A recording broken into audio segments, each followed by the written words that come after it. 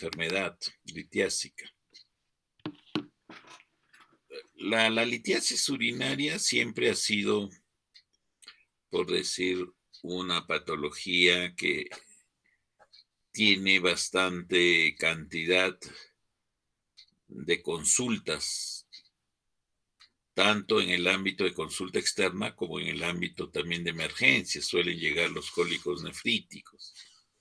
Entonces, es una enfermedad, pues, que siempre está dentro de la prevalencia, entre una de las principales de la especialidad, a la saga probablemente de algunas, de la hiperplasia prostática benigna, a la saga de algunos procesos infecciosos relacionados principalmente con la próstata, riñón u otros órganos del tracto urinario.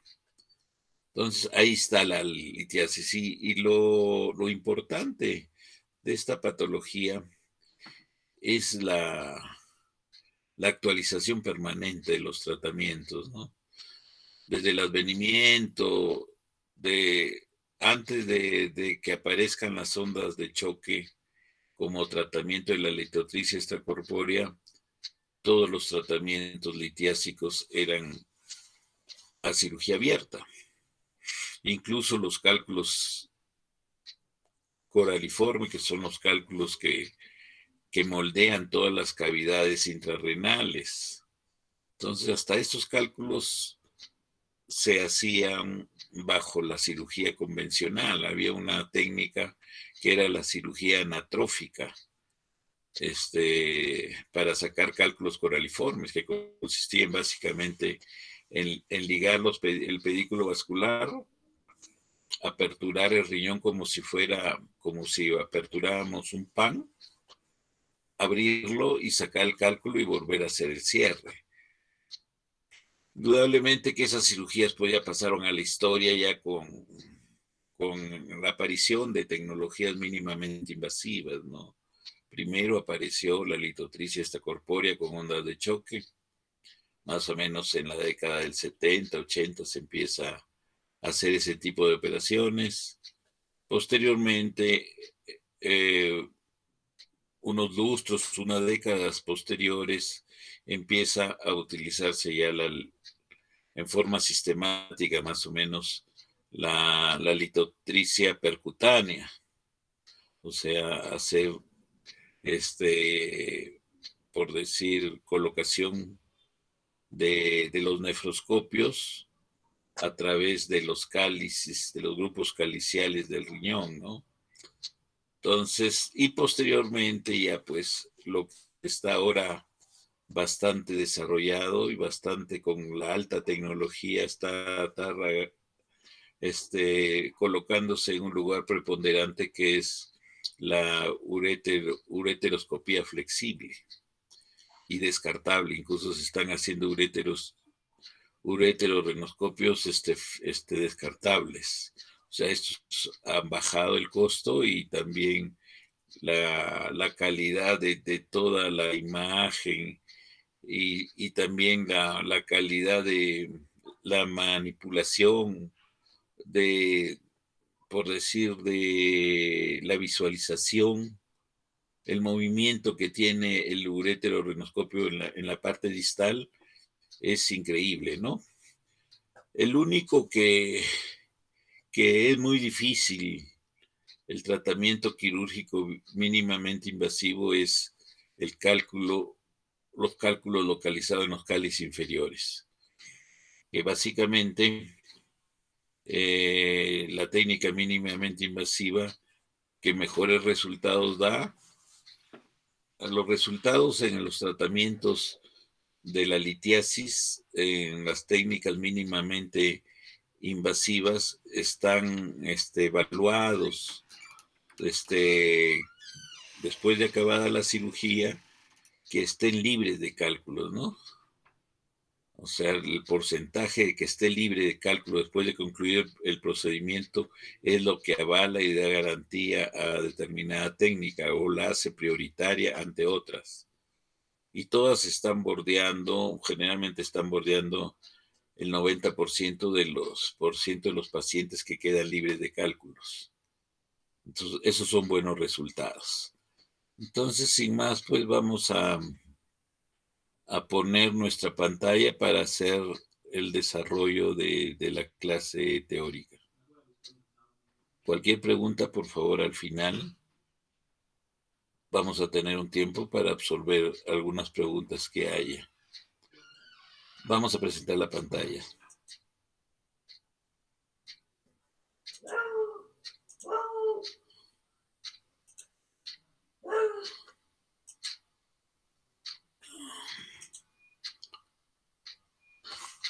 ¿Estamos viendo nuestra pantalla? Sí se ve, doctor. Sí, doctor. Muy bien. Entonces, la clase de hoy día, pues, se trata de la enfermedad litiásica urinaria. Como les digo, una patología bastante frecuente dentro de la especialidad, motivo de consulta, tanto en consulta externa como en las áreas de hospitalización, los pacientes que van a ser sometidos a la extracción de algún cálculo. Nosotros, desgraciadamente, en nuestro país, en la mayoría de los hospitales del Ministerio de Salud, recién se está iniciando la implementación de la logística para realizar las técnicas mínimamente invasivas, ¿no? O sea, básicamente la litotricia percutánea y la litotricia con ureteroscopía flexible.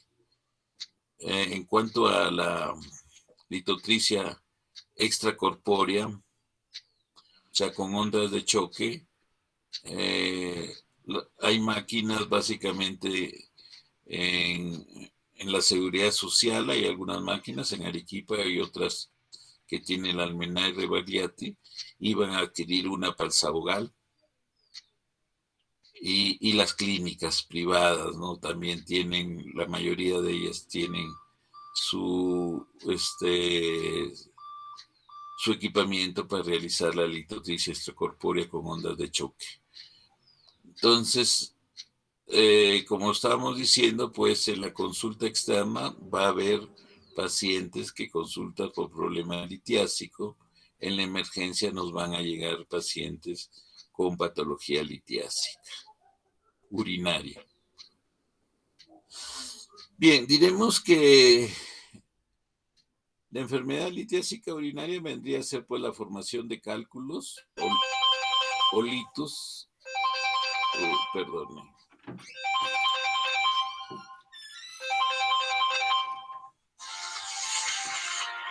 de cálculos solitos en el sistema colector urinario. El 80% de los pacientes con nefrolitiasis forman cálculos de calcio, o sea, la mayoría de los cálculos van a ser de calcio, la mayoría de los cuales se componen de oxalatos de calcio, con menos frecuencia de fosfatos de calcio. Los otros tipos principales incluyen ácido úrico, estrubita, fosfato de magnesio y amonio y cálculos de cistina. Entonces, en el universo de los cálculos que pueden producir patología urinaria está pues básicamente los oxalatos de calcio, los fosfatos de calcio, el ácido úrico, los cálculos de ácido úrico, los cálculos de estrubita y los cálculos de cistina. En cuanto a la formación de cálculos, se va a producir cuando el material normalmente soluble, por ejemplo, calcio, oxalato, supersatura la orina, o sea, hay demasiada concentración de estos cristales a nivel de la orina y comienza el proceso de formación de cristales que se van plegando uno al lado de otro y forman cristales ya más organizados de oxalato de calcio. Para algunos cristales de calcio, particularmente para el oxalato de calcio, Al parecer, un evento de inicio importante ocurre en el intersticio medular renal. Cristales de fosfato de calcio pueden formarse en el intersticio y eventualmente erosionar a través del epitelio papilar renal, formando la placa de Randall clásica. Los cristales de oxalato de calcio o fosfato de calcio se pueden depositar sobre este nido, quedando adheridos a la papila. Los cálculos de fosfato de calcio también pueden formarse al inicio en los conductos dilatados de Bellini y luego crecer hasta el espacio urinario. En cuanto a la epidemiología y factores de riesgo, tenemos que es la tercera afección más frecuente del tracto urinario, debajo de la hiperplasia prostática benigna y de las infecciones tanto del riñón o de las vías urinarias, o dentro de la especialidad también de los genitales externos e internos del varón. La incidencia es de 0,5% y la prevalencia de 0,5%. Del 5%, perdón. Y la incidencia es de menos del 1%, 0,5%. La recurrencia del 50% a los 5 años. O sea que aquel paciente que ha tenido cálculo, la probabilidad es del 50% que lo vuelva a tener otro a los 5 años. Y de 60% a los 9 años. O sea que es muy, muy recurrente esta enfermedad, ¿no? Es más frecuente en hombres que en mujeres. La proporción es 2:1 a favor de los hombres, más frecuente en los hombres que en las mujeres. Es más común en la raza blanca, de 3 a 4 veces más frecuente en la raza blanca. Se da entre la tercera y sexta década de la vida. Tercera y sexta década de la vida. Mayor en la tercera, más común en climas cálidos y secos. Ya nosotros felizmente estamos en clima frío. Seco sí, pero frío. Mayor riesgo en trabajos sedentarios, como los oficinistas, por decir, ahora que todo se hace con trabajo remoto, entonces va a aumentar la cantidad de problemas litiásicos en la población y con mayor riesgo a la deshidratación, ¿no? O sea, aquellos pacientes que tienen la costumbre de consumir poca cantidad de líquidos son más propensos. La obesidad es otro factor de riesgo y el poco consumo de líquido, más común cuando existen alteraciones anatómicas. ¿A qué nos referimos acá? Alteraciones anatómicas propias de la vía urinaria o del riñón. Por decir, una estrechez que puede ser no extrema a nivel de la juntura pielo-ureteral va a producir un éstasis y eso va a favorecer tanto las infecciones como la formación de cálculos.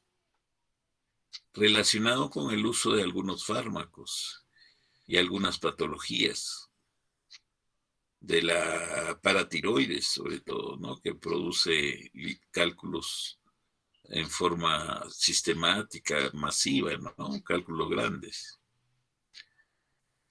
El riesgo de cálculos aumenta en individuos con una mayor absorción de oxalato entérico, a menudo en el contexto de una mala absorción.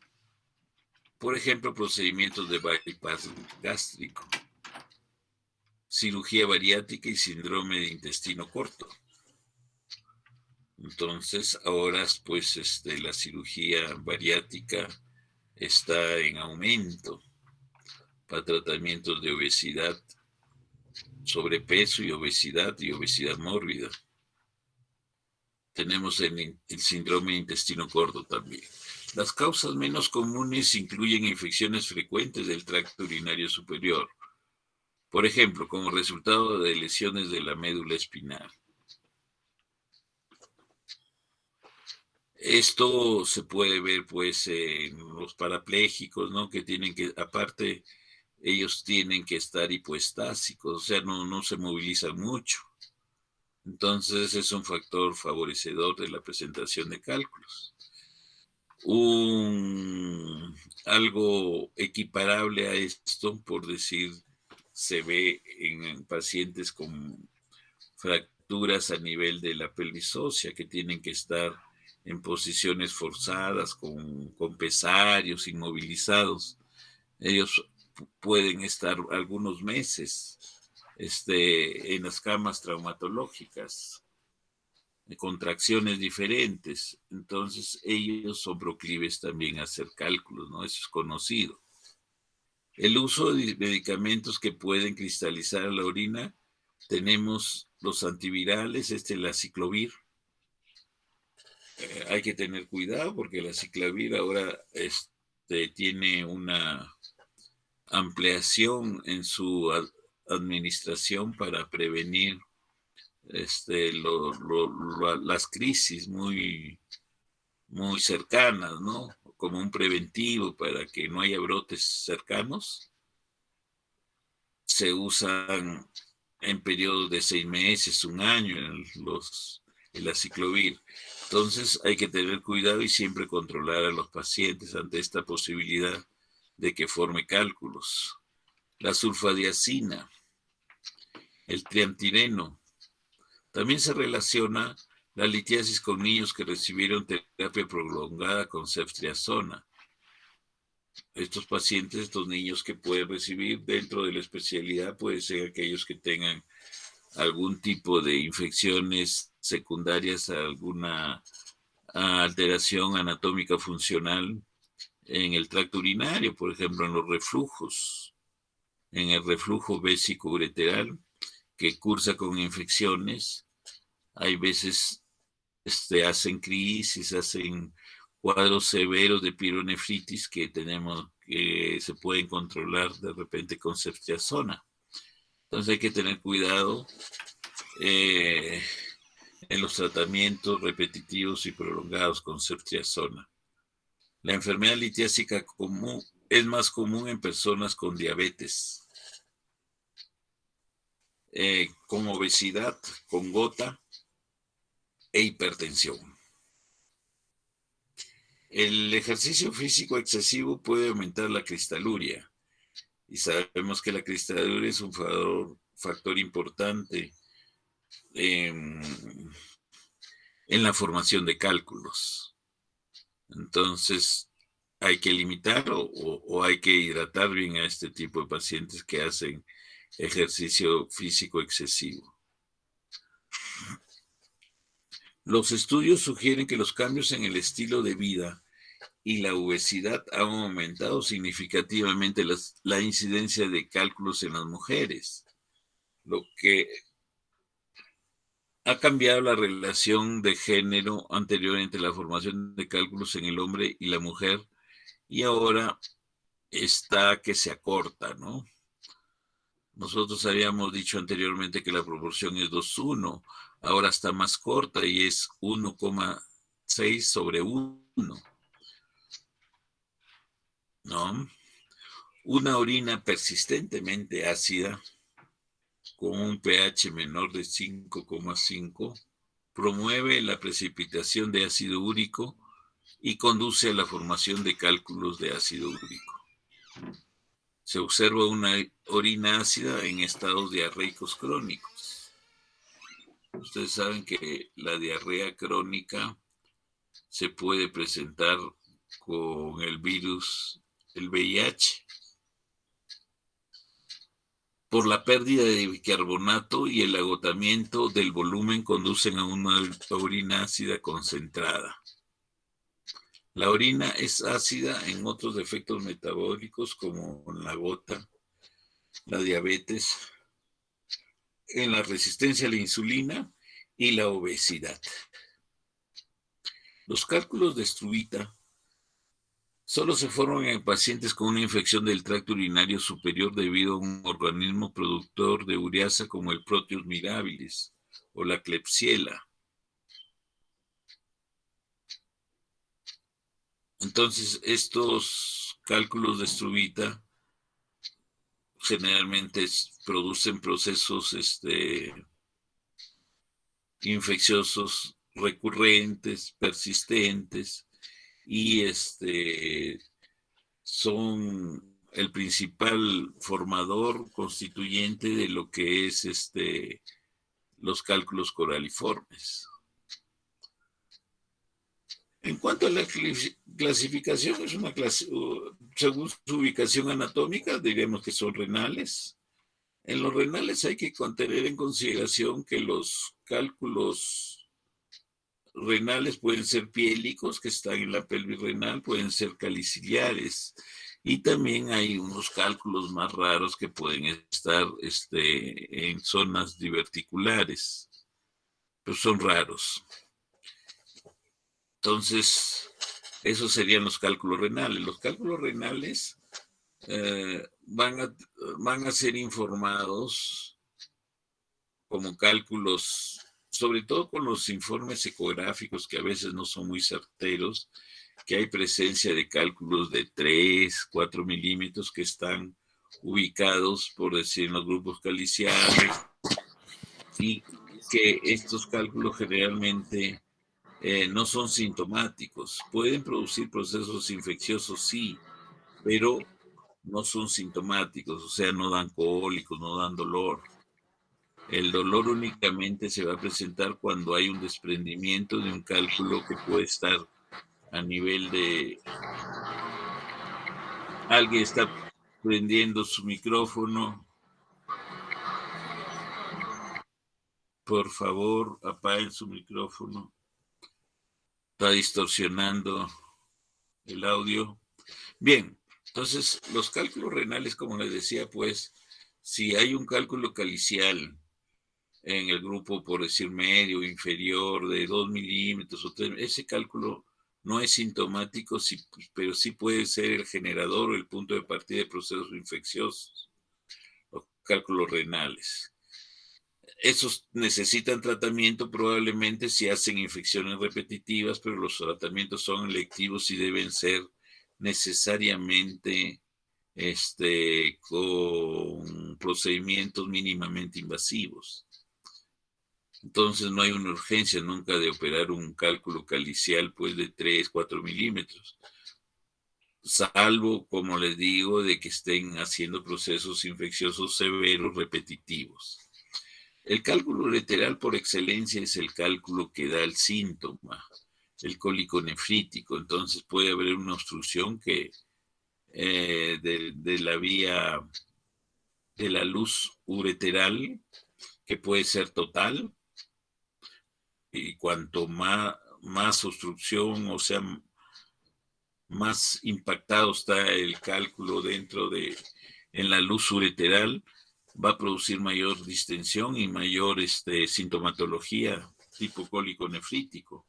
Y el tiempo, cuando hay una impactación total y una oclusión total, aparte de haber una gran distensión de las cavidades intrarrenales y de la pelvis renal, puede haber un deterioro de la función renal en un plazo relativamente corto, como puede ser 4 semanas. Entonces, ese es el tiempo que nos da para actuar y solucionarle el problema al paciente.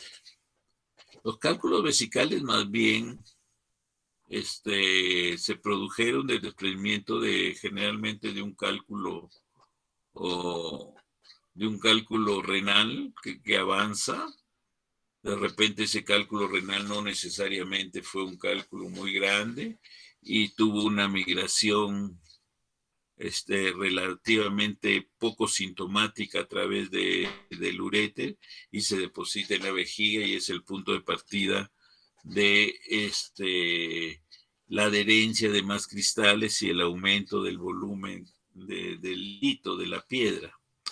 Esa sería una forma de producción. Otra es cuando hay una obstrucción crónica a nivel de la uretra, básicamente en la uretra prostática. Puede ser un problema de hiperplasia prostática benigna que produce cierto grado de residuo postmiccional patológico, de remanso, de estancamiento de la orina. Entonces, eso va a favorecer la la presentación de infecciones y, consecuentemente, de la formación de cálculos. Los cálculos vesicales, si el cálculo es menor por decir, de 10 milímetros, de 9 milímetros de diámetro mayor, la posibilidad es altísima que lo elimine. Caso contrario, si son cálculos ya organizados mayores de 15, 20 milímetros de diámetro, entonces la probabilidad de eliminación de la expulsión espontánea es más rara, y pueden ser sintomáticos en algunas oportunidades.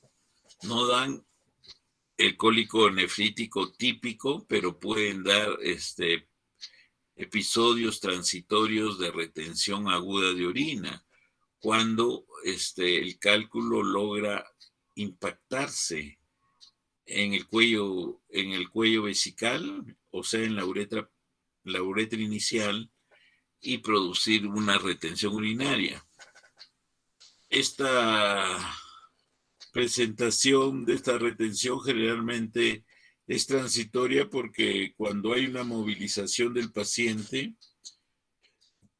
hay también igualmente el cálculo que no está totalmente impactado, no ha ingresado a la uretra prostática, sino está a nivel del cuello, puede movilizarse y reaparece la micción espontánea. Entonces, los cálculos vesicales mayores de 5 centímetros de diámetro, o sea, aquellos cálculos ya gigantes, así que son como si fuera un huevo de paloma o un huevo de gallina, de esos los más pequeños. Entonces, eso es la única indicación válida en este momento para la cirugía abierta. Esto debido a que las técnicas mínimamente invasivas generalmente se actúa con electrodos que dan energía, pues puede ser energía láser, puede ser energía hidráulica, otros tipos de energía, ¿no?, que hay. Entonces, para que fraccionen y pulvericen el cálculo. Entonces sería muy oneroso gastar, por decir, 2 o 3 electrodos del láser, por decir, Holmium, que el costo está aproximadamente en $1,400, un solo electrodo. Entonces imagínense 3 cómo encarecería la operación tremendamente, y el tiempo operatorio sería muy largo, ¿no? Estar sacando, hacer lavado, para que quede óptimamente como deben ser los resultados, o sea, libre de cálculo.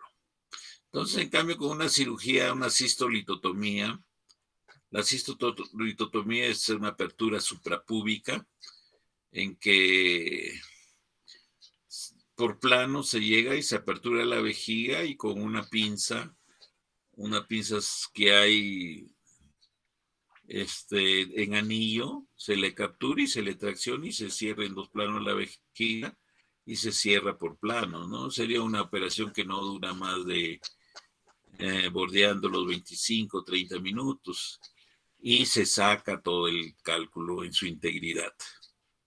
Entonces sería la única cirugía actual para la cirugía abierta.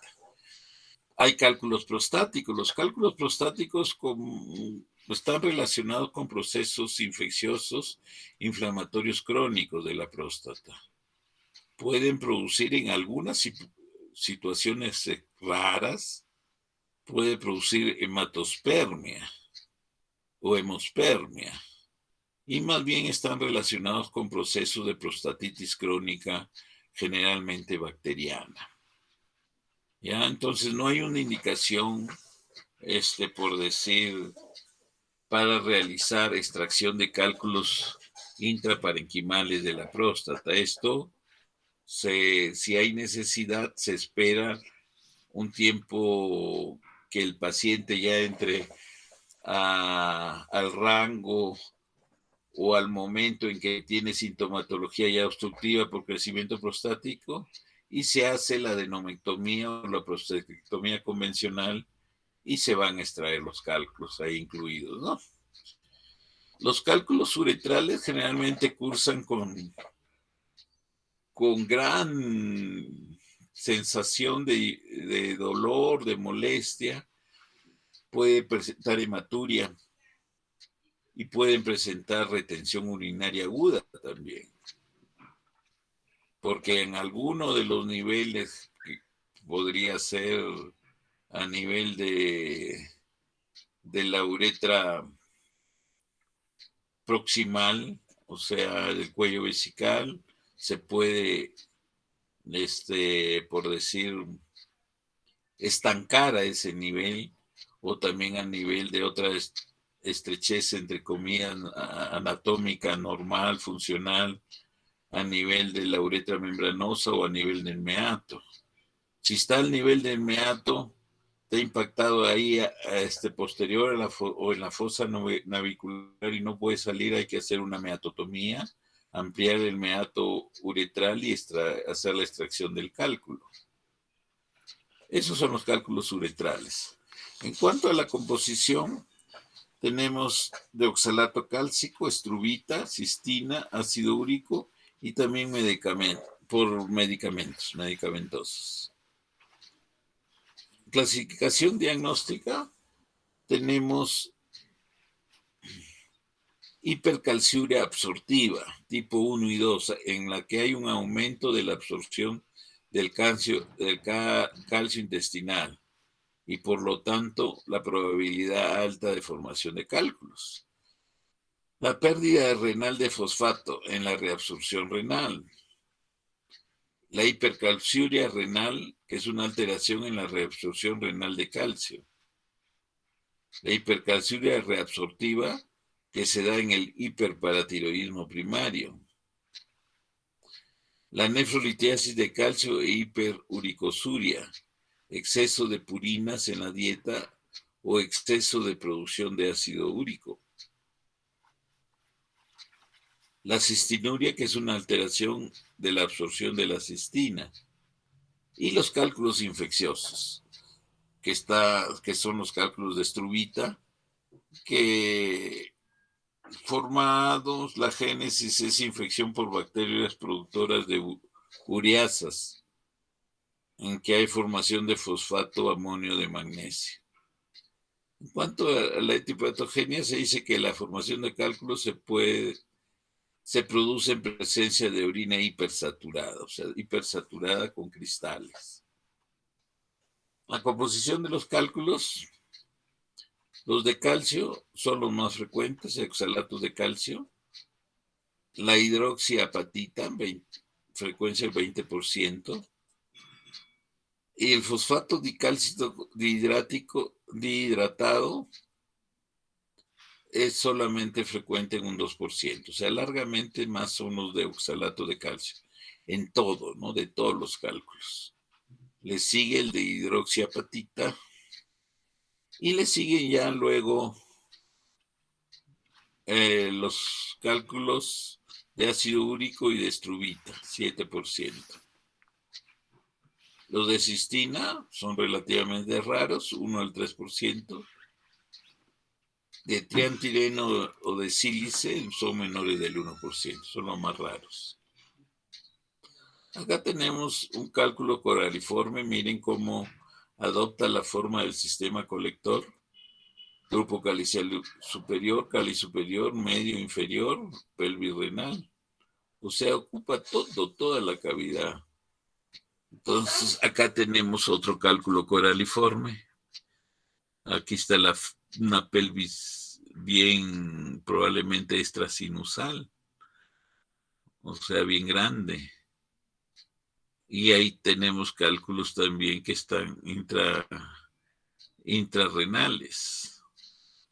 Acá varios cálculos también y acá cálculos que están impactados en las cavidades intrarrenales, ¿no? En los grupos caliciales, etc. Los cristales de ácido úrico, su característica, ¿no? En la coloración, son amarillentos anaranjados. Los oxalato cálcico monohidrato, bastante oscuros. Los amonio magnésico, plomizos. Y miren que los cálculos no siempre son pues lisos, de borde lisos, sino son bordes bien irregulares, ¿no? Y esto es lo que favorece pues el crecimiento bacteriano y lo difícil que es, que representa su esterilización total de un cálculo. Es casi imposible este tipo de cálculos. Los mejor manejables son los cálculos de superficie lisa, ¿no? Pero no así rugosa. Estos son focos sépticos prácticamente que están dentro de la vía urinaria. En cuanto al cuadro clínico, nosotros podemos decir que lo principal, lo más dramático, lo más espectacular en los problemas litiásicos es el dolor, ¿no? El dolor es el síntoma más común. Generalmente aumenta y disminuye en intensidad y se desarrolla en ondas o paroxismos. O sea, esa es la característica del dolor, pues, o sea, que es cólico, ¿no? O sea, aparece por momentos en forma intensa, punto, y después hay cierto alivio, ¿no? Cierta disminución del dolor, como son unos momentos de tranquilidad. Los paroxismos de dolor intenso suelen durar de 20 a 60 minutos, son las crisis, ¿no? El paciente a veces llega en este episodio a la emergencia, llega en este episodio de crisis.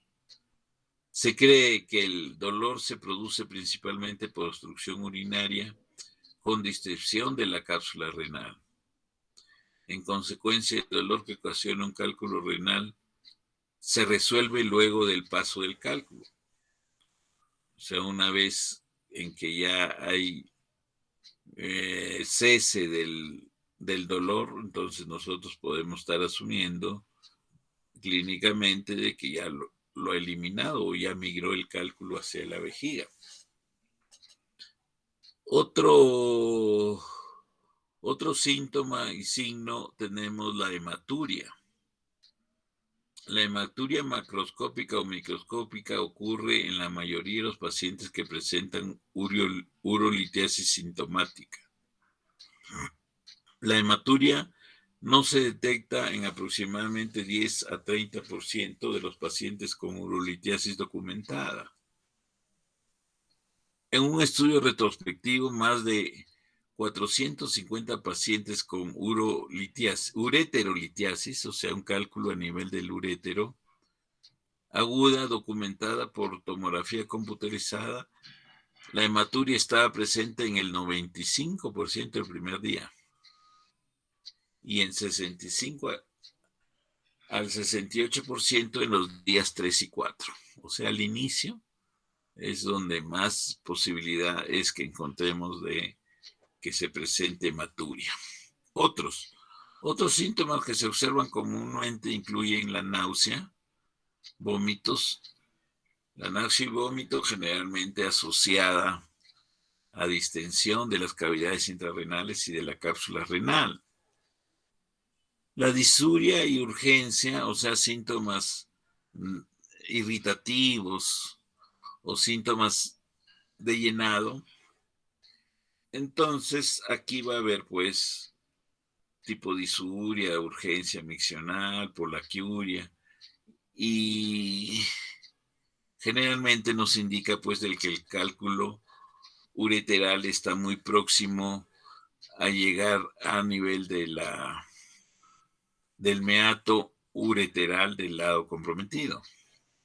Los dos últimos síntomas suelen ocurrir cuando el cálculo se encuentra en el uréter distal. ¿ya?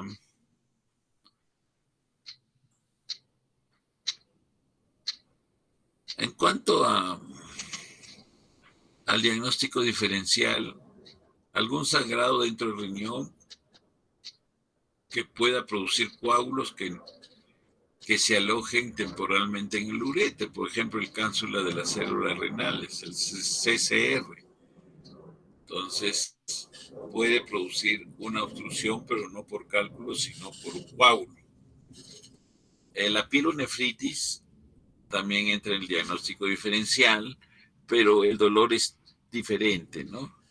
Hay efectivamente un dolor en el flanco lumbar, puede haber fiebre, es lo que lo diferencia, ¿no? Una fiebre y la presencia de piuria. El embarazo ectópico es un cuadro agudo, ¿no? En que hay un estallamiento de la trompa por el crecimiento del óvulo fertilizado, ¿no? Empieza a crecer, crecer, crecer y hace estallar la trompa. Entonces da un embarazo ectópico. Es un dolor diferente, es un dolor más bien peritoneal, con rebote, signo de rebote, Bloomberg positivo. La ruptura o torsión de un quiste ovárico también da otro tipo de dolor. El dolor isquémico es un dolor muy intenso y puede dar peritonismo también. La dismenorrea, raro que se presente con dolor en el flanco, más es la molestia es a nivel del hipogastrio. Un aneurisma aórtico entra en el diagnóstico diferencial. Por estos aneurismas generalmente son disecantes y dan dolor. La obstrucción intestinal aguda, por alguna circunstancia, ¿no? La diverticulitis, la apendicitis pueden presentarse con cólicos, pero por lo general no están asociados a hematuria. El cólico biliar y la colecistitis también, generalmente no, aquí no vamos a encontrar hematuria. La isquemia mesentérica aguda rara vez produce dolor abdominal que se puede confundir con el cólico renal. El herpes zóster, dolor en el flanco, pero aquí vamos a encontrar